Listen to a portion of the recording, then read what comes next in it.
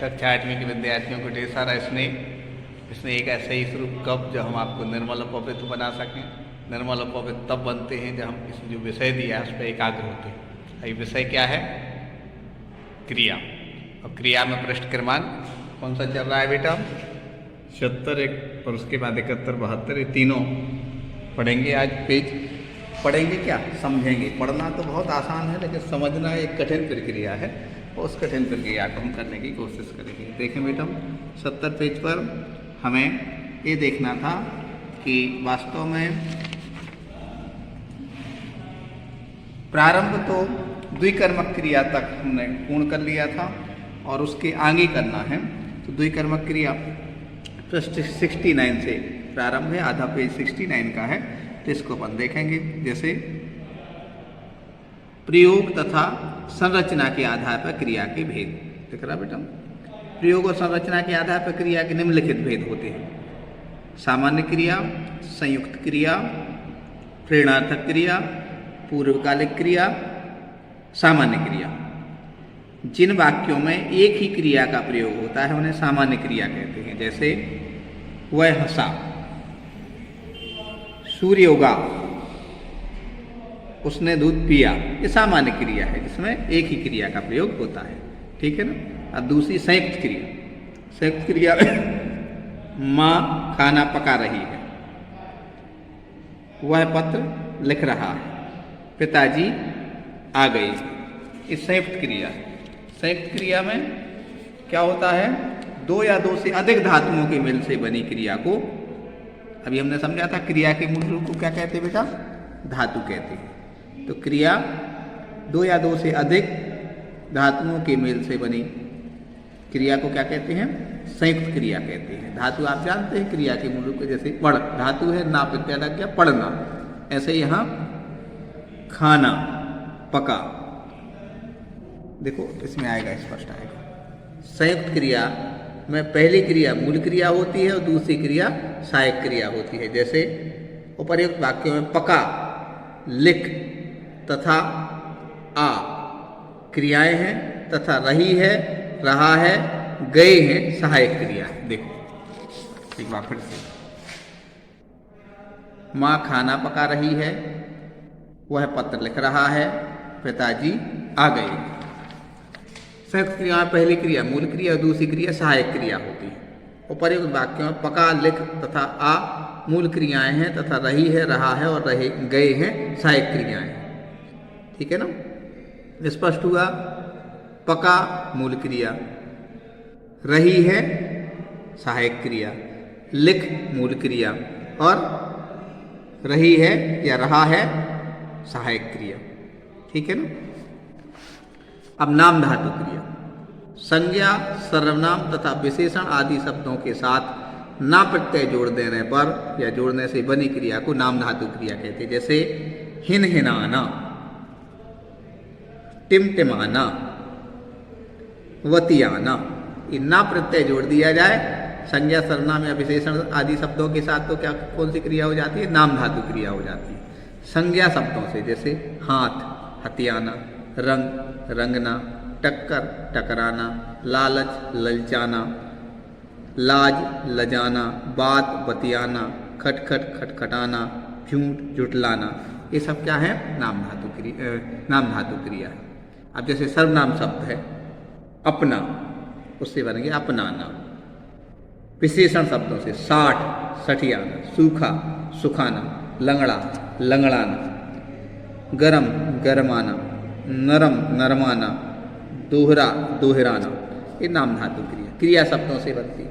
जैसे हिन हिनहनाना, थर थर थरथराना, थप थप थपथपाना, भिन्न भिन्न भिन्न भिनाना, ये क्रिया शब्द। कुछ अन्य शब्दों से भी नाम धातु क्रियाओं की रचना होती है। छींक छींकना, लहर लहराना, त्याग त्यागना, सिसकी सिसकना, सिसकी सिसकना, खरीद खरीदना, फिल्म फिल्माना। कुछ प्रेरणार्थक क्रियाएं होती हैं। जैसे रामदीन का पोस्ट मास्टर से पत्र लिखवाते या सेठ जी रामू से सामान उठवाते। अब देखना यहाँ लिखवाना तथा उठवाना क्रियाएं हैं जो पोस्ट मास्टर तथा रामू द्वारा की जा रही है, परंतु इन क्रियाओं को करने की प्रेरणा उन्हें रामदीन काका तथा सेठ जी से मिल रही है। ऐसी क्रियाओं को प्रेरणार्थक क्रियाएं कहते हैं। देखना, यहाँ लिखवाना तथा ठहराना क्रियाएं हैं जो पोस्ट मास्टर तथा रामू द्वारा की जा रही हैं, परंतु इन क्रियाओं को करने की प्रेरणा कौन दे रहा है? रामदीन और सेठ जी दे रहे हैं, मिल रही है। अतः ऐसी क्रियाओं को प्रेरणार्थक क्रियाएं कहते हैं। परिभाषा कैसे बन जाएगी?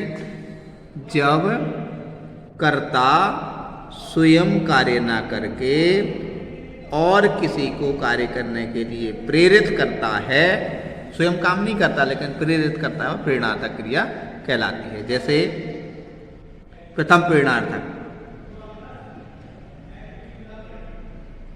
प्रेरणार्थक क्रिया बनाना। पहले प्रथम प्रेरणार्थक देखें पहले क्या कहलाती है? जब कर्ता स्वयं कार्य में शामिल होकर किसी और को भी कार्य करने की क्या देता है?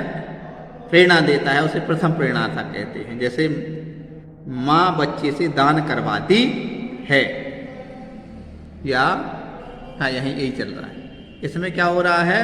प्रेरणार्थक हो गया। माँ भी उसमें सम्मिलित है और बच्चा भी सम्मिलित है, यानी स्वयं सम्मिलित हो और दूसरे से कराए, वो कहलाती है प्रथम प्रेरणार्थक। द्वितीय प्रेरणार्थक, जब कर्ता स्वयं कार्य ना करके किसी अन्य से कार्य करवाता है तो वह द्वितीय प्रेरणार्थक, वह मजदूर से सफाई करवाता है। उठना, उठाना, करना, कराना, पढ़ना, पढ़ाना, पीना, पिलाना, जाना, भेजना, धोना, धुलाना। और उसके लिए फिर द्वितीय प्रेरणार्थक उठना, उठवाना, करना, करवाना, पढ़ना, पढ़वाना, पीना, पिलवाना, जाना, भिजवाना, धोना, धुलवाना। प्रथम प्रेरणार्थक और द्वितीय प्रेरणार्थक। स्वयं व्यक्ति साथ में जुड़ के करता है कार्य, प्रथम प्रेरणार्थक, और दूसरे से मात्र कराए, स्वयं ना जुड़े तो द्वितीय प्रेरणार्थक। अब आती है पूर्वकालिक क्रिया। पूर्वकालिक क्रिया, बच्चा दूध पीकर खेलने गया, दादाजी टीवी देखकर सो गए। जब मुख्य क्रिया से पहले कोई अन्य क्रिया हो चुकी होती है तो उसे पूर्वकालिक क्रिया कहते हैं। पूर्वकालिक क्रिया बनाने के लिए मूल धातु में कर अथवा करके अथवा जोड़ते हैं। जैसे उपर्युक्त वाक्यों में पीकर तथा देखकर पूर्वकालिक क्रियाएं जो मुख्य क्रिया खेलने गया तथा सो गए से पहले हो रही है, अतः पूर्वकालिक क्रिया। जैसे उसे गाना आता है, सुमित पुस्तक पढ़ता है। तो यहाँ कोई एक पहले कार्य हो चुका होता है और तो बाद में दूसरा होता है, तो मूल क्रिया कर अथवा करके शब्द से जोड़ते हैं। जैसे पीकर तथा देखकर पूर्वकालिक क्रिया है जो मुख्य क्रिया खेलने गया और सो गए से पहले हो रही है। उदाहरण भी आपने देख लिया, क्या देखा कि दादाजी टीवी देखकर सो गए, बच्चा दूध पीकर खेलने गया। एक बार फिर से परिभाषा, जब मुख्य क्रिया से पहले कोई अन्य क्रिया हो चुकी होती है तो उसे पूर्वकालिक क्रिया कहते हैं। जैसे बच्चा दूध पीकर खेलने गया, मुख्य क्रिया खेलने है लेकिन इससे पहले एक और क्रिया हो गई, क्या? दूध पीना, ये पूर्वकालिक क्रिया हो। अब कृदंत क्रिया, उसे गाना आता है, सुमित पुस्तक पढ़ता है। परिभाषा की दृष्टि से देखेंगे, क्रिया शब्दों के अंत में प्रत्यय जोड़कर बनाई गई क्रियाओं को कृदंत क्रियाएं कहते हैं। जैसे उपर्युक्त वाक्य में गा तथा पढ़ धातु के साथ क्रमशः ना तथा ता प्रत्यय क्या कर दिया है? जोड़ा गया है, इसलिए गाता और पढ़ता क्रियाएं बनी हैं। ऐसे क्रियाओं को कृदंत क्रिया कहते हैं। जैसे लिखता, जाता, खाते, गाती, पढ़े, करी, चली, बोलकर।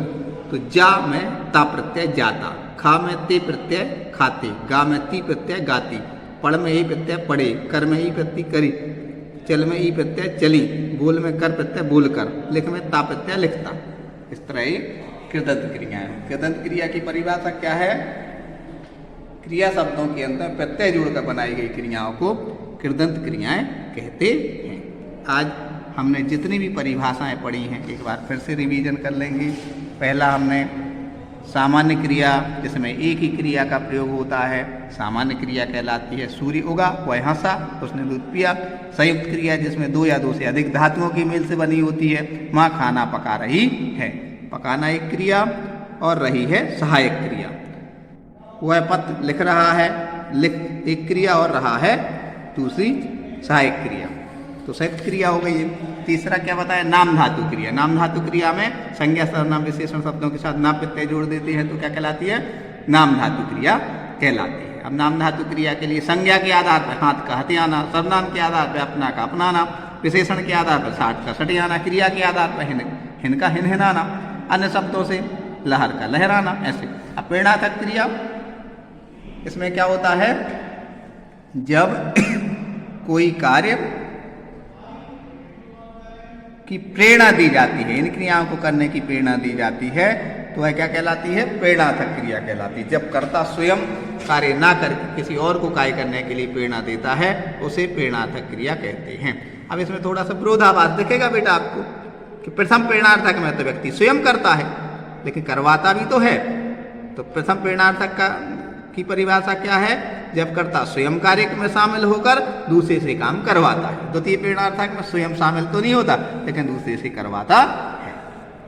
पूर्वकालिक क्रिया क्या है? जब मुख्य क्रिया से पहले कोई अन्य क्रिया हो चुकी हो तो उसे पूर्वकालिक क्रिया कहते हैं। दादाजी टीवी देखकर सो गए तो टीवी देखकर पूर्वकालिक क्रिया हुई और सो गए मुख्य क्रिया।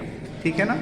अब आखिरी है कृदंत क्रियाएं। कृदंत क्रियाएं जब क्रिया के शब्दों के अंत में प्रत्यय जोड़कर बनाई जाती हैं। जैसे चल में ई चली, बोल में कर प्रत्यय, खा में ते प्रत्यय, जा में ता प्रत्यय, लिख में ता प्रत्यय, लिख में ता में हो गया लिखता।